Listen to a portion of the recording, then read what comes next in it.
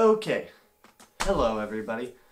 Today's video is going to be different. It's going to be a little more serious, kind of a story time type thing. And basically my inspiration for doing this is, one, I feel like it needs to be done. Two, a group called Yes Theory made a video recently talking about their jump, like a fear that they've had and that they're going to overcome.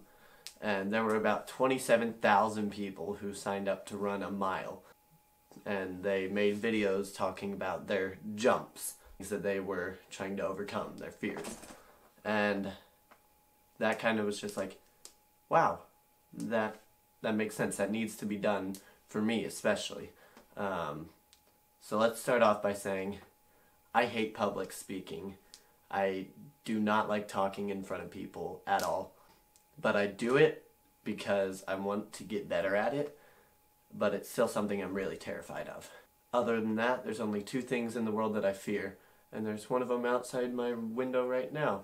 Wasps and bees, plain and simple. They are evil. There's nothing good about them. I don't know why they exist. Aside from that, I'll just get into the story, I guess. So, I was on a youth group trip called CIY, Christ in Youth, with my church, and we were up in Lincoln, Nebraska. So there was one night where we had some free time or whatever, so we decided that our youth group was going to go out and eat at a place called Hurt's Donuts. Incredible donuts. You ever get the chance, you have to go. They're so good. But we were there one night. There was already a youth group inside, so we were like, alright, that's really full, so we're going to wait outside for a while. And we're just going to kind of chill, talk, and hang out for a bit. And me, at the time, I was a very open person, a really kind person. I like talking to random people, just kind of like small talk type things, not like a huge formal speech or anything. So a guy was passing by, and I said hi. So the guy kept walking, and then jokingly I was like, okay, bye. And then I guess the guy heard that. He turned around and came over to talk to us. And I was a little shaken by it, like I wasn't entirely sure how this was going to go. So I was just like, okay, I've got a bunch of people around me, nothing's going to go wrong, he wouldn't do anything. And we were sitting on a cement ledge about 6 feet up or so. And there were a group of us guys sitting there, and then everybody else was kind of just scattered around the place talking. And the guy came over to us, and I said, hi, how's your day going? And he was like, it's going pretty good. How's your guys's? And at that point I was like, oh, okay, so this guy's chill. There's nothing to be worried about or anything. We're just going to talk for a while and then we'll split ways. So he asked us how our day was going, and all us guys said good. And then he asked, why'd you stop me? And then my stomach kind of just dropped. I was like, I hope I don't get in trouble for this in some way. I don't think I did anything wrong. And then I said, sorry sir, I was just saying hi. And then this is where it just like completely blew my mind what happened. Like I still don't understand why or what was going through the guy's mind. So at that point he grabbed my throat, and I guess the term is throat slamming. He basically threw me on the ground off of the ledge. And so I was falling backwards. Through my mind, I was like, okay, I gotta think, how do I stop myself from falling or whatever? So I stuck this hand, my right hand, I stuck on the ground as I was falling. And then this arm was kind of like scraping the wall at the time. So I put this hand down so that I could protect myself, obviously, from like nailing my head or something on the ground or breaking my neck. And so I fell like that. So I'm just like in shock basically, because I don't understand like what just happened. Why did that guy shove me? There's just so much running through my head. And so I start to stand up, and everybody's all like confused. Everybody who saw that, they were like, what's going on? We didn't really know what to do because we'd never experienced anything like that. And as I was standing up, I saw the guy all the way, like he was on the other side of the street by then. Like, that guy must have stormed off. But I was told that one of my leaders who was on the phone, the guy kind of, like, went by him, and he was like, whoa, why'd you shove that kid? and then the guy just like sidestepped and just kept on going. And really, that for me was just like a terrifying experience. So up to this point, I mean, it was July when this happened. I'd never experienced anything like that. Everybody I'd ever talked to had been really kind, and if there was somebody rude, they didn't physically touch me or anything. So I didn't really know how to comprehend that. And it kind of just put me into a state of distrust. I wasn't sure who I could ever talk to. The only people I could ever really trust to talk to were the people that I knew personally, and I knew were safe people. So since then, I've never gone out and talked to just people I didn't know. I've always been really secluded since then. And it's a huge personality shift for me, because people who've known me for the past 17 years know I'm a really open guy and I love to go out and talk to a bunch of people.